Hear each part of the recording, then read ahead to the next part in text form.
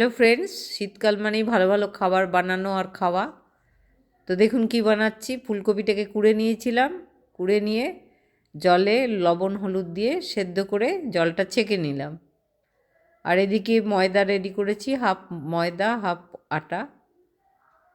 তেল দিয়ে একটুখানি কালো জিরে দিয়ে আর একটু হাতে জোয়ান ঘষে, অল্প লবণ অল্প চিনি, ময়দাটা রেডি করেছি। এদিকে আমি পুরটা বানাচ্ছি।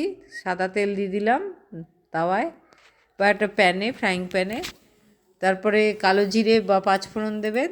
তারপরে ওই ফুলকপিটা দিয়ে দেবেন। দিয়ে ফুলকপির যে কুড়ানোটা, জিরে গুঁড়ো, ধনে গুঁড়ো, একটু শুকনো লঙ্কা গুঁড়ো, আদা বাটা, একটু অল্প চিনি, পরিমাণ মতো লবণ দিয়ে ভালো করে নাড়িয়ে চাড়িয়ে বেশ শুকনো হয়ে আসবে। জল থাকলে চলবে না, তবে নামিয়ে দিলাম। দেখলেন কেমনভাবে করলাম ফুলকপির পুর। আর ওদিকে আটাটাকে এবার মেখে নিয়েছি। মেখে নিয়ে তারপরে আমি বাটির আকারে গড়ে নিলাম। বাটির আকারে গড়ে পুরটা দিয়ে দিলাম। প্রত্যেকটাতে পুর ভরে নিলাম। এই যে দেখুন পুর ভরছি। খুব ঠেসে একদম পুর ভরলে বেলতে গেলে ফেটে যাবে, দেখে বুঝে ওটা করতে হবে। তো এবার অল্প অল্প আটা নিয়ে হালকা হাতে আমি বেলে নিলাম প্রত্যেকটা গোল গোল আকারে। যেরমভাবে পরোটা বেলা হয়, গোল পরোটা সেরমভাবে বেলে নিলাম।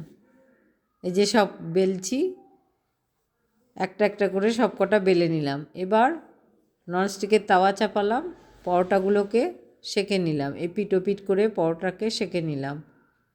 সব কটা পরোটা সেঁকা হয়ে যাওয়ার পর অল্প অল্প সাদা তেল দিয়ে এপিট ওপিট করে ভাজলাম। যখন লাল লাল হয়ে ফুলে ফুলে উঠবে তখন বুঝবেন হয়ে গেছে। আর ভালো ময়াম হলে ভালো ফুলেও ওঠে, বেশ সুন্দর খেতে হয়েছিল। চাটনি দিয়ে পরিবেশন করেছিলাম। ভালো লাগলে লাইক কমেন্ট শেয়ার করবেন। আপনারাও নিজে বানিয়ে খাবেন, খুবই ভালো লাগে ফুলকপির পরোটা। নমস্কার বন্ধু।